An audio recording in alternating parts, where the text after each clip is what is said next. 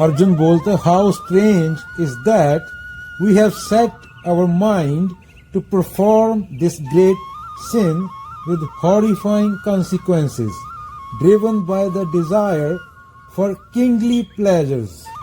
We are intent on killing our own kinsmen. It would be better if, with weapons in hand, the sons of Dhritarashtra kill me unarmed and unresisting in the battlefield. Arjun अभी तक सारी कल्पनाएं, सारी स्थितियां, सब कुछ अपने मन में दोहरा चुका था कि क्या होगा अगर ये युद्ध हुआ। पितरों के बारे में, औरतों के बारे में, कुल के बारे में, भूत प्रेत, परंपरा, ढकोसला, सब कुछ एक एक चीज मन में विचार कर चुका था, कृष्ण के सामने बोल चुका था।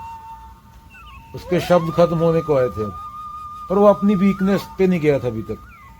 उसने ये नहीं देखा था कि ये लोग, माना कि लड़ाई पाप है, माना के लोगों को मारना पाप है, पर ये लोग जिंदा रह गए तो कितने लोग मरेंगे। और अर्जुन का धर्म क्या था उस टाइम? अभी इंडिया की आर्मी है, पाकिस्तान अंदर घुस आया, औरतों की इज्जत लूट रहा है पाकिस्तान की आर्मी अंदर आके, तो इंडियन आर्मी क्या हाथ जोड़ेगी उनके सामने? तो ये सर्कमस्टेंस था उस टाइम का। लड़ाई जरूरी होती है जब धर्म हो, जब कर्म हो अपना, जब सत्य के लिए लड़ाई हो। तो अर्जुन सब कुछ गिनवा चुका था, बस उसकी वीकनेस रह गई थी। वो खुद की वीकनेस नहीं देख रहा था। वीकनेस क्या थी? अटैचमेंट, मैं, मेरा, कंपैशन, मेरे हैं ये। ऐसे नहीं था कि ये लोग बुरे हैं, ये पाप कर रहे हैं। लोग पाप करेंगे, कर रहे हैं, करते आ रहे हैं और फ्यूचर में भी करेंगे। और ना युद्ध हुआ तो इससे कहीं बड़ा पाप होगा। इस हद तक आ जाता, वहां तक कि अपना हथियार तक डाल देता कि इनको आके मुझे मार दें, दोनों हत्या को। बस एक चीज नहीं देख रहा, वो एक चीज को इग्नोर कर रहा है, खुद की कमजोरी। कमजोरी क्या? ईगो। इसमें अर्जुन की कंडीशनिंग थी, सत्य कुछ नहीं था। ये कहां से आ रहा था? कंडीशनिंग से।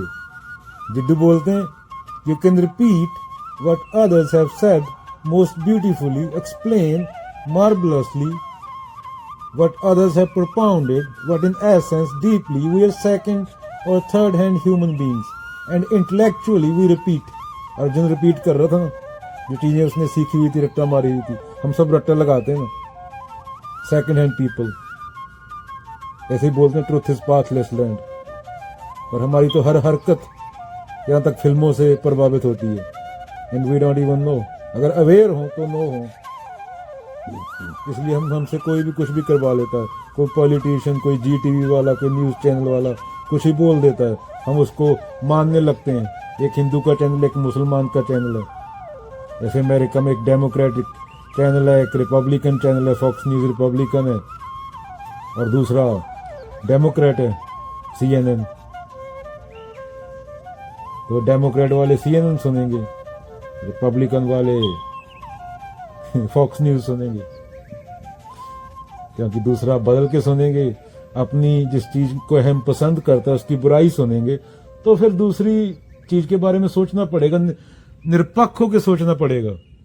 एक पक्ष का साइड छोड़ के जो सत्य है तभी नजर आएगा ना। जब तक मैं मेरा पकड़ के बैठा तब तक सच बहुत दूर है। रिलीजन, धर्म वो था जो इंसान को आजाद कर सके, ये नहीं कि दो इंसानों को आपस में लड़वा दे। इंटेलेक्चुअली वी रिपीट, जिड्डू क्या बोल रहे थे? There is nobody to lead and for you to follow. फिर बोल देता हूं, जिड्डू बोलते थे, truth is pathless land. Guru Granth साहब में आता ना, हां विच आया, हां विच गया, हां विच जम्या, हां विच मूआ, हां विच दिता, हां विच लिया। In ego they come, ego they go, in ego they born, ego they die, in ego they give, in ego they take.